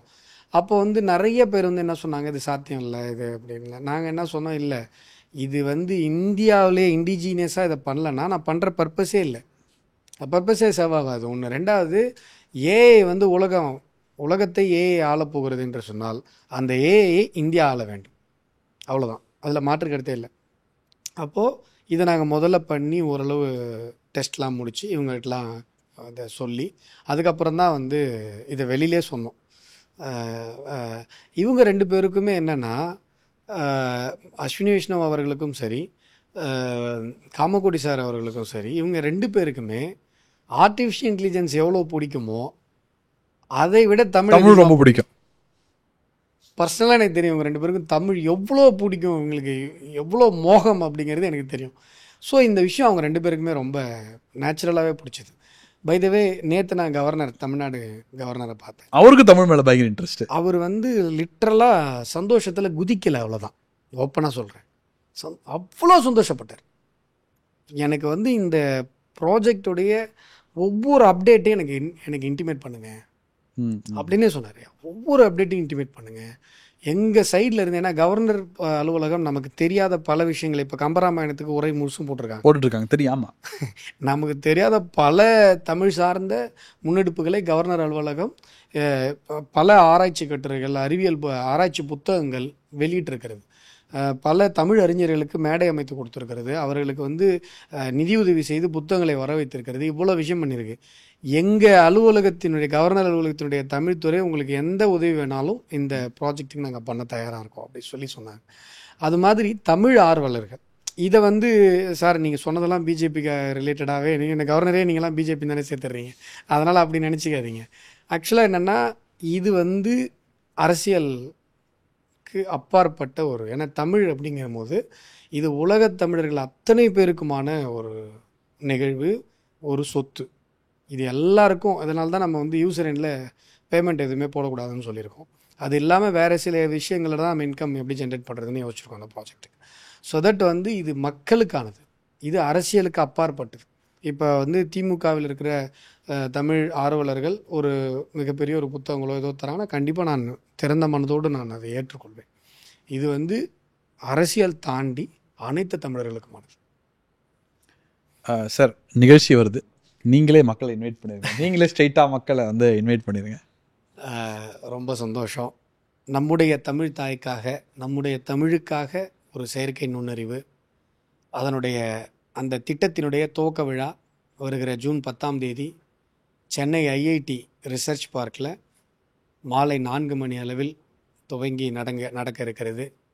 நம்முடைய மாண்புமிகு மத்திய அமைச்சர் அஸ்வினி வைஷ்ணவ் அவர்களும், மலேசியாவிலிருந்து தேசிய ஒற்றுமைத்துறை அமைச்சர் சரஸ்வதி கந்தசாமி அவர்களும், சென்னை ஐஐடியினுடைய டைரக்டர் ப்ரொஃபஸர் காமகோடி அவர்களும், லண்டன் சிட்டி கவுன்சிலர் பாப்பா வெற்றி அவர்களும் இந்த நிகழ்வில் சிறப்பு விருந்தினர்களாக கலந்து கொள்கிறார்கள். உங்கள் அனைவரையும் இந்த தமிழுக்கான ஒரு நிகழ்விற்கு வரவேற்பதில் நான் பெருமை கொள்ளுகிறேன். அனைவரும் வாருங்கள். நன்றி.